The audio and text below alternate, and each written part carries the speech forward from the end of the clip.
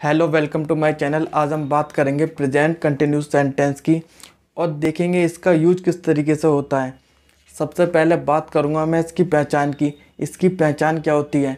इसकी पहचान होती है जिन वाक्यों के अंत में रहा है, रही है, रहे हैं आते हैं ना, उन्हें बोलते हैं प्रेजेंट कंटिन्यूस सेंटेंस। इस बात का ध्यान रखेंगे। सबसे पहले तो मैं इसकी पहचान लिखूंगा, फिर आपको और आगे समझाऊंगा। जैसे अगर इसकी पहचान क्या होती है, रहा है,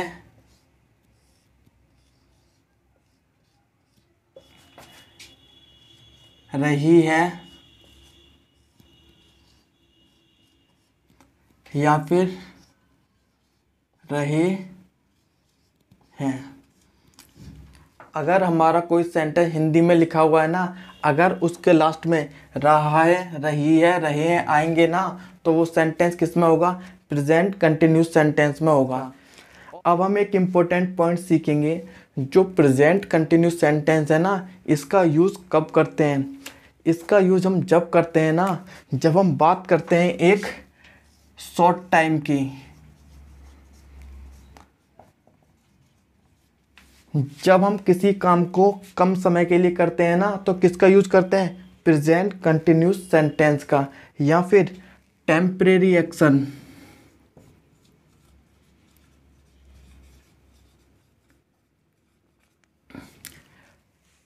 शॉर्ट टाइम, या फिर टेम्परेरी एक्शन। इसका मतलब है जब हम किसी काम को करेंगे ना, वो कुछ समय के लिए करेंगे, वो लंबे समय के लिए नहीं करेंगे। सबसे पहले तो मैं इसका रोल लिखूंगा, फिर आपको कुछ एग्जांपल कराऊंगा इसके। जैसे इसका रोल होगा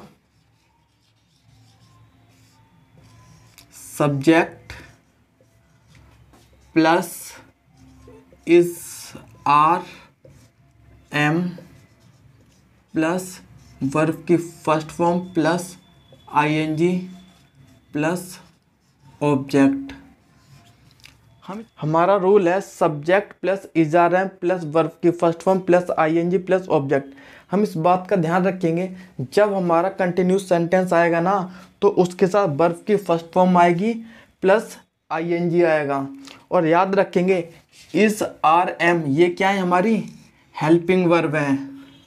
हम याद रखेंगे अगर हमारा जो इज है ना, किसके साथ आएगा? ये सिंगुलर सब्जेक्ट के लिए आएगा। और आर किसके लिए आएगा? आर आएगा प्लूरल सब्जेक्ट के लिए। और आई किसके साथ आएगा? आई के साथ हमेशा एम आएगा। मैं आपको बता देता हूँ सिंगुलर सब्जेक्ट कौन कौन से होते हैं। हमारे सिंगुलर सब्जेक्ट होते हैं जैसे ही हो गया, सी हो गया, इट हो गया, या फिर किसी का नाम हो गया। उसी तरीके से प्लूरल सब्जेक्ट कौन कौन से होते हैं? यू हो गया, वी हो गया, दे हो गया, या फिर दोज हो गया। ये सारे हमारे प्लूरल सब्जेक्ट है। प्लूरल सब्जेक्ट के साथ आर लगाएंगे और सिंगुलर सब्जेक्ट के साथ इज लगाएंगे। लेकिन जब आई आएगा ना, तो आई के साथ क्या लगाएंगे? एम का यूज़ करेंगे। मैं आपको कुछ एग्जांपल समझाऊंगा इसके। जैसे मेरा फर्स्ट एग्जांपल है, वह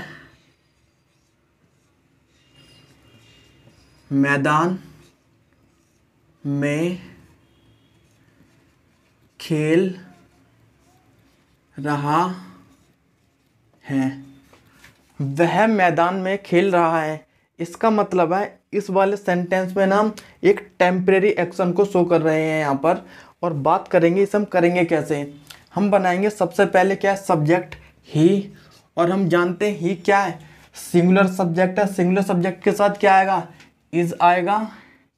ही इज। खेलना क्या होता है? यहाँ वर्ब होती है। फिर प्ले, प्ले की फर्स्ट फॉर्म साथ में आईएनजी आएगा। He is playing in ground. मुझे अब हम कुछ और एग्जाम्पल की बात करेंगे।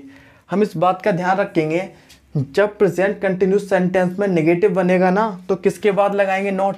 इन हेल्पिंग वर्ब के बाद नॉट आएगा हमेशा। इज आर एम के बाद नॉट आएगा।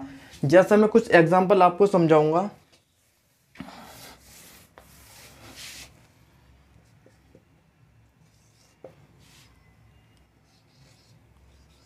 वह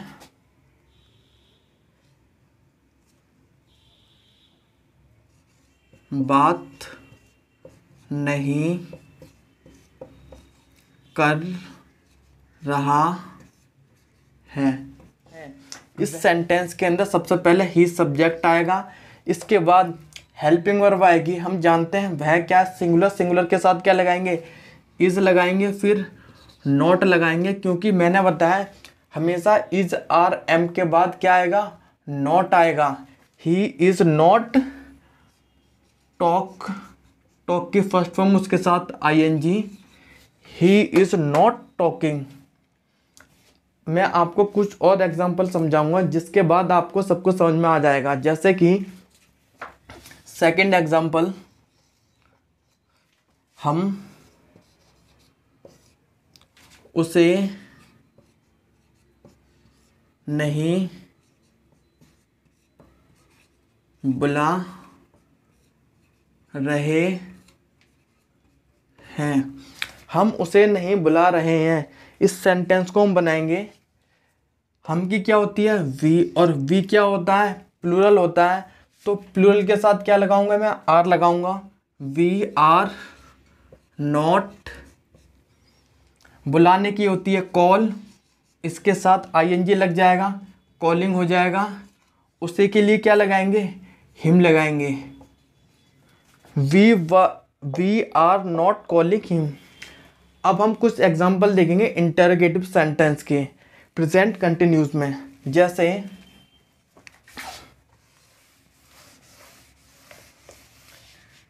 जब हम इंटरोगेटिव की बात करेंगे ना, तो इंटरोगेटिव में क्या होगा, रूल चेंज हो जाएगा। इंटरोगेटिव हमारे दो टाइप के होते हैं, एक तो येस और नो वाले होते हैं, दूसरे होते हैं WH फैमिली वाले। सबसे पहले मैं येस और नो वाले कुछ एग्जांपल कराऊंगा, फिर WH फैमिली वाले के। जैसे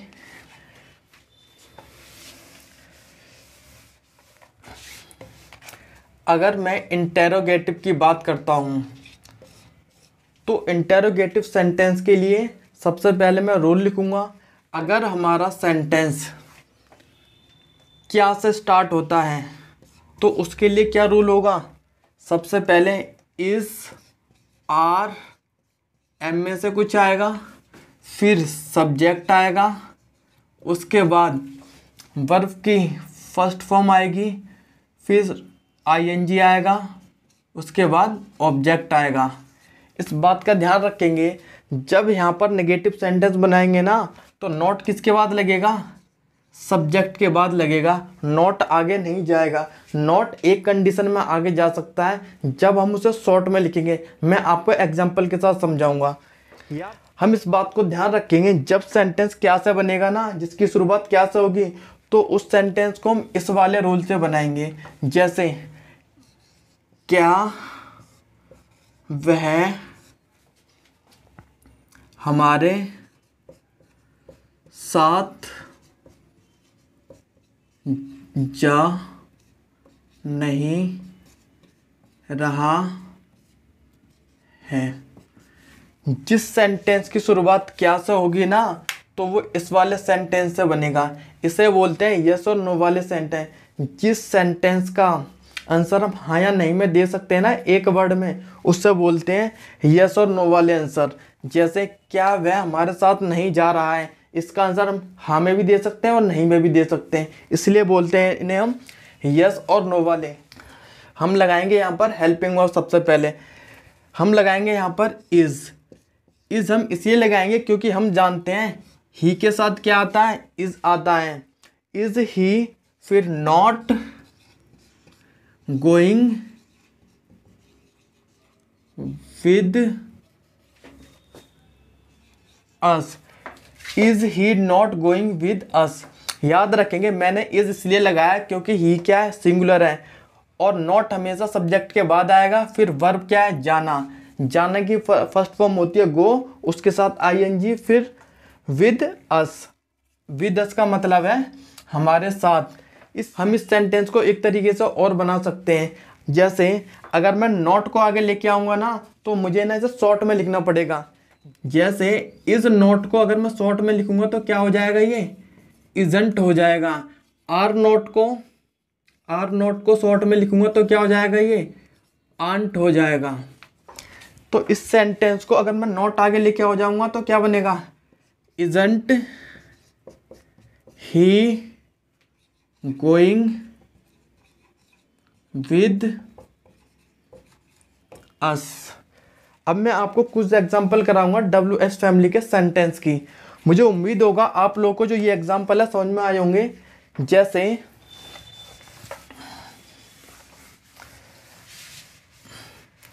अगर मैं WH फैमिली की बात करता हूँ तो WH फैमिली के वर्ड हमारे कुछ अलग होते हैं, जैसे कहाँ हो गया, कैसे हो गया, कब हो गया, क्यों हो गया, ये सारे हमारा WH फैमिली के वर्ड है। ये सेंटेंस के हमेशा बीच में आएंगे और इसका रूल क्या होगा, सबसे पहले क्या आएगा, WH फैमिली का क्या आएगा, वर्ड आएगा, उसके बाद इज़ारम आएगा, फिर सब्जेक्ट आएगा, नोट है तो नोट लगाएंगे, वर्ब की फर्स्ट फॉर्म प्लस ING, फिर ऑब्जेक्ट आएगा। हम बनाएंगे इसके लिए, जैसे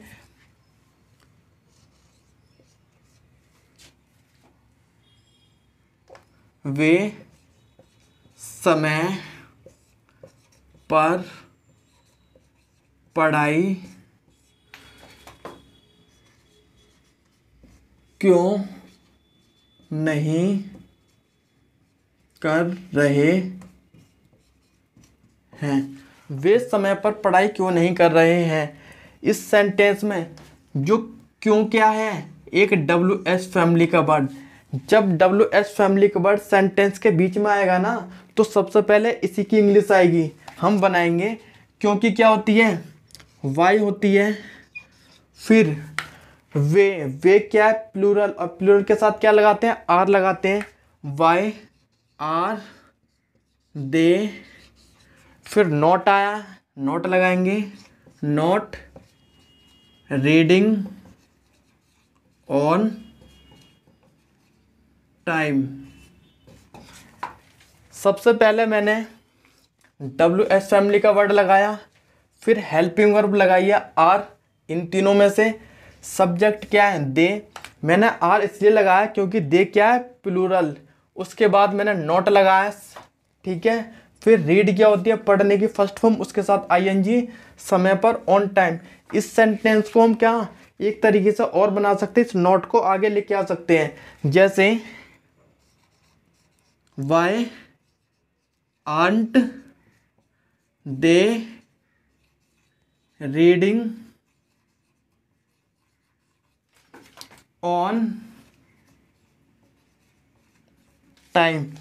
Y aunt they reading on time. हमने क्या करा है, आर और नोट को शॉर्ट कर दिया, क्या हो गया, आंट हो गया है। हम आर और नोट की शॉर्ट फॉर्म क्या होती है, आंट।